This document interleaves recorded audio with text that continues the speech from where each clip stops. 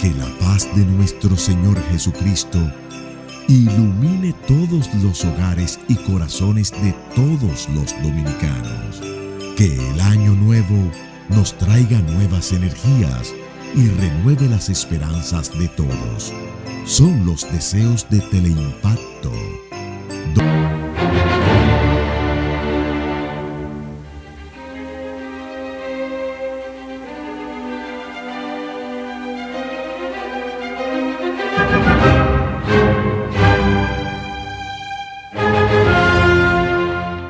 Saludos dominicanos, en todo el territorio de la República, sobre Leopoldo Espaillat Lalnita y Agenda Nacional, va a tratar algunos temas de la cotidianidad que tiene que padecer el pueblo dominicano con un gobierno que no conoce los problemas que tiene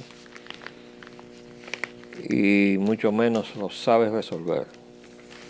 Me refiero, en este caso, comienzo por el asunto de la crisis eléctrica. Yo vivo en un condominio, en un circuito de 24 horas en Bellavista. Bueno, pues a las 9 y unos minutos se llevaron la energía. Cuando yo llamo y pregunto, me dicen que hasta las 3 de la tarde, que es un apagón programado. Bueno, por primera vez dicen que es un apagón programado. Porque normalmente le dicen, no, que tenemos ahí una avería, estamos haciendo unas adaptaciones, siempre tienen un pretexto para encubrir los apagones programados. Desde luego que es una violación a la ley en la parte que protege al usuario, que debe ser compensado en la factura eléctrica. Nunca se nos ha compensado los apagones que se nos dan. Pero bueno, el gobierno se embarcó en las plantas de Punta Catalina, se embarcó en un tremendo problema por haber contratado a Odebrecht en los términos en que fue a negociar al Brasil el presidente Danilo Medina cuando era presidente electo, y terminamos con una situación en donde todos los proyectos que se contrataron con las empresas brasileñas, incluyendo Andrade Gutiérrez con la empresa de Monte Grande, todo eso se le suspendieron los financiamientos de parte del Banco del Brasil, incluyendo desde luego a las plantas de Punta Catalina. Y ahora tenemos un dislocamiento de las finanzas del gobierno, de las reservas de dólares del Banco Central, de la tasa del dólar, en un periodo en donde el comercio se abastece para la Navidad. Y todo eso viene pues de estar haciendo las cosas como se hacen en este momento en la República Dominicana. Y desde luego que todo eso comenzó con la llamada capitalización de la empresa pública, que se llamaba Corporación Dominicana de Electricidad, y que es un eufemismo por aquello de privatización, en donde aquí hay una repartidera, vengan, pónganse todos ahí, que les voy a dar a cada uno su parte. Por esa repartidera hubo una iniciativa hace un par de meses atrás de adoptar el proyecto del Ministerio de Energía y Minas en la forma en que fue concebido en el Instituto de Energía de la Universidad Autónoma de Santo Domingo, porque desde ahí, desde esa entidad académica, se había venido siguiendo la crisis del sistema eléctrico y se había estado haciendo recomendaciones permanentes que fueron siempre desatendidas por el señor Leonel Fernández, siendo presidente de la República, y por sus ministros de Economía y toda la gente que le tocó su parte, sobre todo la Corporación Dominicana de Empresas Eléctricas Estatales, que surgió de la liquidación de la Corporación Dominicana de Electricidad. Bueno, pues ahora tenemos un enredo mayúsculo por todas partes. Y desde luego nosotros hicimos un diagnóstico de la situación. Eso me tocó a mí. Y por eso el proyecto del Ministerio de Energía y Minas es de la autoría de quien habla. porque el ingeniero Moreno San Juan se había ocupado de examinar toda la parte de los circuitos, de la parte estrictamente técnica, de la cual no hay nadie más capacitado que él. Pero se quedaba en el aire que no había forma de llevar adelante un rescate de la crisis si no se adoptaba un aparato administrativo bajo el control del Estado por una sola premisa, que es lo que ha dado al traste las llamadas conversaciones para el pacto eléctrico, que no quieren admitir que la electricidad no es una mercancía cualquiera, como si usted se dedicara a vender camisas o pantalones o corbata o jugo de China o lo que sea. Es un servicio de utilidad pública, en donde el Estado tiene la responsabilidad principal de que ese servicio no le falte al pueblo dominicano o a la nación dominicana. Pero no, se quiso hacer de eso un negocio, y eso fue lo que hizo exactamente Leonel Fernández con la llamada capitalización. Privatizó el servicio eléctrico, desmanteló el aparato del Estado, que era un monopolio del Estado, que venía desde 1935 sobre la base de una ley, la 848, que declaró el servicio eléctrico servicio de utilidad pública. Bueno, pues cuando hicieron la llamada capitalización se les escapó esa ley. Está vigente todavía. Quiere decir que todo eso que se está haciendo ahora es otra violación más de las muchas violaciones que se hacen constantemente en este país con las leyes, que no se sabe para qué se le da formato de ley, porque no se cumplen. Como se viola la Constitución de la República, como se hizo ahora con el fraude electoral. Y ahora yo encuentro esas conversaciones, esas reuniones, donde se está debatiendo, aunque se llegó ahora a una especie de entendimiento, aunque a empujones, de la conformación de la Junta Central Electoral. Bueno, porque se quería llegar a lo que llamaban un consenso, sin admitir que acabamos de salir de un fraude, señor. Un fraude colosal electoral. Y el gobierno que surgió de ahí es un gobierno ilegítimo. ¿Por qué? Bueno, porque por la sencilla razón de que dice la Constitución de la República de que si la misma es modificada en algunos de sus aspectos esenciales, como lo fue para modificar la prohibición de la reelección, y eso debió ir entonces a un referendo aprobatorio, el referendo aprobatorio que se le ordena a la Junta Central Electoral convocar, nunca fue convocado. Por tanto, el gobierno es ilegítimo porque se violó la Constitución de la República. Ahora no se puede hablar de eso. Bueno, pues aquí estamos para hablar de eso y de todas las verdades que se callan en este país. Entonces ahora tenemos una Junta Electoral donde se sustituye a los autores, sobre todo al principal autor del fraude electoral, que se llama Roberto Rosario, que para comenzar nunca debió ser presidente de la Junta, ni siquiera miembro de la Junta. ¿Por qué? Porque tenía 15 años siendo miembro del Comité Central del PLD. Y la Constitución del 2010 decía muy claro, y dice, que no puede haber en la Junta Central Electoral nadie que esté vinculado a un partido político como directivo, como miembro activo de ese partido. Bueno, pues Roberto Rosario lo era. Pero lo necesitaban ahí. Lo pusieron, violaron la ley, violaron la Constitución. Y ahora lo querían volver a confirmar porque el embajador o la embajadora norteamericana le hizo el favor de quitarle la visa y lo convirtió en una víctima. Entonces el pobre Roberto Rosario, miren la barbaridad que han hecho con él. Le han quitado la visa, las dos visas, la oficial y la privada. Es una barbaridad, un abuso que se ha hecho con él. Roberto Rosario montó aquí un fraude electoral. Se compró un sistema electrónico que costó $39 millones, que funcionó un par de horas, lo necesario para emitir un boletín que se dijo que no tenía fundamento jurídico, pero que confirmaba lo que decían las encuestas, que Danilo Medina tenía un 62% de apoyo del electorado. Bueno, pero si tenía un 62% del apoyo del electorado, ¿por qué hubo que hacer todo lo que se hizo, que cae en terreno de la prevaricación, que quiere decir algo que se condena en el Código Penal, haciendo desaparecer el proyecto de ley que la misma Junta Electoral, el mismo Roberto Rosario, había puesto en manos del presidente del Senado, que era el mismo presidente del Senado actual, Reinaldo Paredes Pérez? Aquí está el proyecto de ley para la legislación que la Constitución exige, de modo que nosotros podamos convocar un referendo aprobatorio.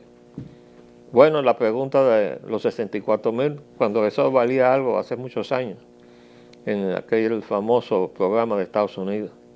¿Dónde está el proyecto de ley que Roberto Rosario puso en manos de Reinaldo Paredes Rosario el 13 de diciembre del 2013?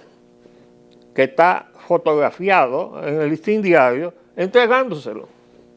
Desapareció ese proyecto de ley. Y desde luego la Junta no convocó al referendo aprobatorio. ¿Y por qué se le tenía miedo al referendo aprobatorio? Si el presidente Medina tenía un 62% de apoyo del pueblo, estaba de calle, y iba a ser entonces una reelección legítima. ¿Por qué? Porque el pueblo dominicano iba a votar para aprobar la modificación que se había hecho de la Constitución de la República, y entonces el presidente tenía la posibilidad de estar tranquilo y no amenazado de ser reclamado en su legitimidad. Pues todo eso se ha hecho para llegar a donde estamos. ¿Dónde estamos? En medio de un tollo donde los partidos políticos están todos desacreditados. Los que están aliados al gobierno y los que están en la oposición están todos desacreditados. Porque la oposición no debió sentarse ahí en el Congreso. No protestó las elecciones, con razón. Bueno, pues no debieron sentarse en el Congreso. Debieron decir, no, nosotros decimos que esas elecciones fueron fraudulentas y por tanto nada de lo que salga de ahí vale, y aunque nosotros se nos haya asignado posiciones en el Congreso, nosotros no las vamos a aceptar. No, ahí están.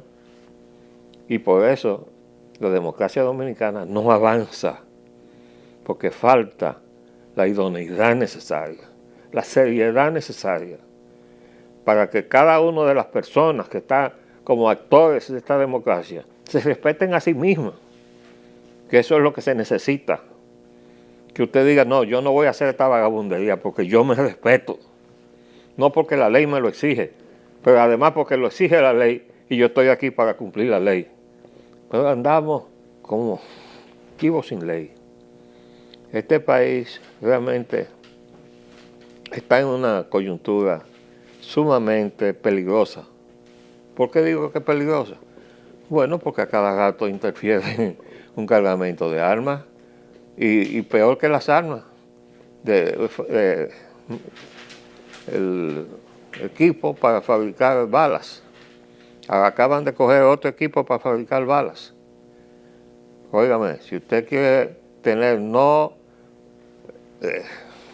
una cantidad de balas que usted haya logrado pasar por la aduana, si no usted quiere tener un equipo para usted fabricar sus balas, porque usted piensa disparar muchas balas. Ahora, ¿quién es que está importando eso? ¿Se sabe? No se sabe. Aquí no se sabe nada. Y es una situación que yo conversé con una persona que es muy versada en estos asuntos de seguridad, que es el señor Daniel Pou, a quien invité a hacer el programa, y que llamé el otro día cuando vi una reunión del alto mando militar y policial tomando medidas para garantizar la seguridad pública. Y yo lo llamé y le dije, amigo Pou, dígame una cosa. ¿Se puede garantizar la seguridad pública en este país con una frontera abierta, por donde pasa absolutamente todo? Me dijo, no, no, de ninguna manera. Y yo lo encontré después en una entrevista que le estaban haciendo, afirmando exactamente eso. ¿Y qué me dice él cuando me contestó? Acabo de tener una experiencia familiar muy dolorosa por una persona, creo que es un primo hermano de él. Bueno, pues lo asaltaron viniendo de una reunión ahí en un centro turístico y apareció el vehículo tirado en un sitio. Él no llegó a su casa y comenzaron a buscarlo desesperadamente, y en el segundo día encontraron el vehículo y lo encontraron a él. Eso acaba de pasar poco. Pero miren lo que le acaban de hacer a la defensora del pueblo. Llama la atención que la gente que la secuestró sabía exactamente lo que tenía que hacer. La chocaron por detrás, ella se detuvo, inmediatamente le ocuparon el vehículo, la sacaron del vehículo, se lo llevaron al de ellos y se robaron entonces el vehículo de ella. ¿A dónde fue a parar el vehículo de ella? A Haití. ¿Y cómo fue que pasó por la frontera, señor? Es que tenemos a alguien en la frontera, cuidando la frontera. No tenemos nada. Eso fue lo que yo les reclamé el otro día al mando militar dominicano, cuando yo les relataba cómo mi padre, siendo capitán médico del cuerpo médico y encargado del departamento sur, tenía que montarse en un mulo y recorrer la frontera para cerciorarse de que nuestra guardia en la frontera estaba en salud en aquella época. Y ahora mismo no hay frontera, ahí no hay nadie cuidando la frontera. Y por eso se llevan los vehículos para allá. Se han robado camiones ahí en el este. Y ustedes no recuerdan que aparecían los choferes muertos, tirados en un pozo. ¿Y a dónde fueron los camiones? A Haití. ¿Cómo salieron del territorio dominicano? Porque no hay una responsabilidad militar en la frontera. Tenemos un jefe del CEFRON que se llama Sugar, Fruggy, qué sé yo, Martínez. Y yo digo, ese señor es dominicano, con ese nombre. Y es el general, y llegó a general en el ejército dominicano. Y es el jefe del CEFRON, y el responsable de la frontera. Pues estamos fritos. Así estamos. Y donde quiera uno ve lo mismo. Y yo comencé diciendo, bueno, pues en un circuito de 24 horas, precisamente donde está ubicado el presidente de la República, bueno, pues hoy nos dieron 6 horas de apagón, programado. ¿Qué quiere decir eso? Bueno, que los dueños de las plantas decidieron sacar sus plantas y no había suficiente energía y decidieron darle un apagón a un circuito de 24 horas. Pero así está todo. Dice la señora ministra que hay un problema porque hay atrasos en los pagos a la tesorería de la seguridad social. No, amiga Tastis. Los problemas de salud nuestros son mayores que ese. Usted todavía está atendiendo a parturientas haitianas en los hospitales. No se ha dado la primera orden de cerrar la frontera a las parturientas. Es más, el colmo fue que el presidente el otro día le planteó a la Unión Europea, vengan a construir 3 hospitales aquí en la frontera, del lado dominicano, para nosotros poder seguir dándole asistencia a las sobre todo a las parturientas. Pero por Dios, no hay un raciocinio que permita entender que cada muchachito que nace del lado dominicano tiene derecho a ser dominicano. ¿O no es eso que está haciendo la ley 100, ya se me olvidó el número, qué sé yo, con la misma que está despachando la Junta Central Electoral a todas esos 55,000 que no aparecen, que se supone que deberían haber recogido sus documentos en el Ministerio de Interior, 669-14. Tenemos un problema muy serio porque todo se irrespeta, absolutamente todo. Y desde luego, aquí yo veo, por ejemplo, en Haití insisten que van a tener elecciones dentro de unos días, el día 20. Veo un editorial del Listín de ayer que habla de unas declaraciones de la Tortue Y de verdad, que yo no he encontrado esas declaraciones. Las que yo encontré fueron las de Prevert, el presidente. Y eso pues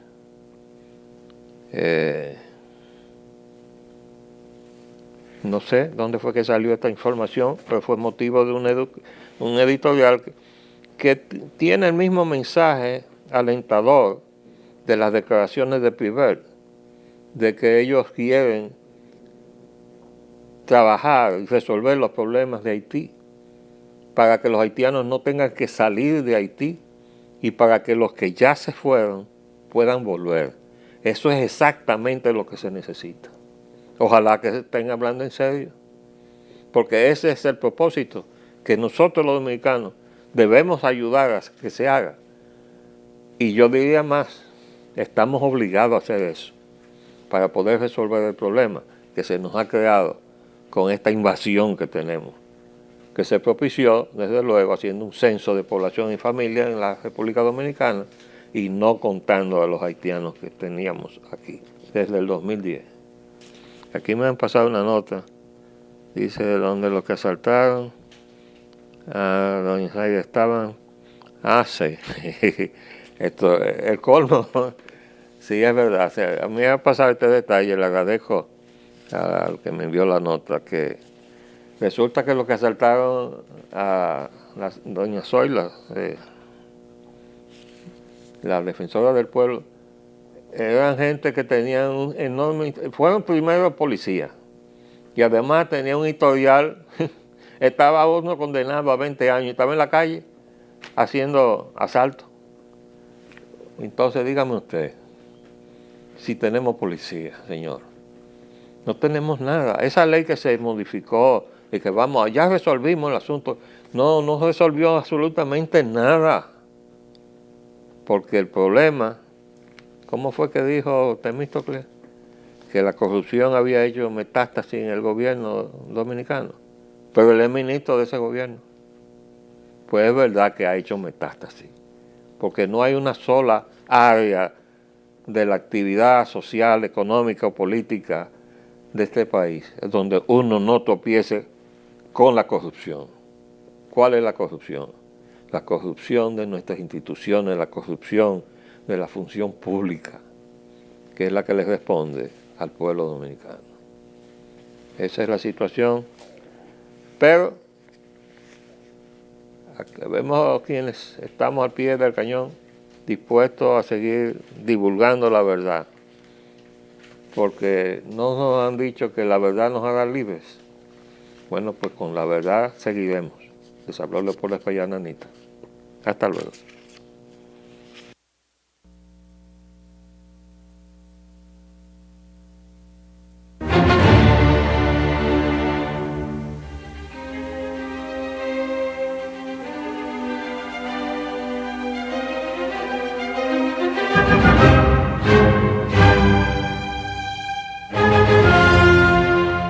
Que la paz de nuestro Señor Jesucristo ilumine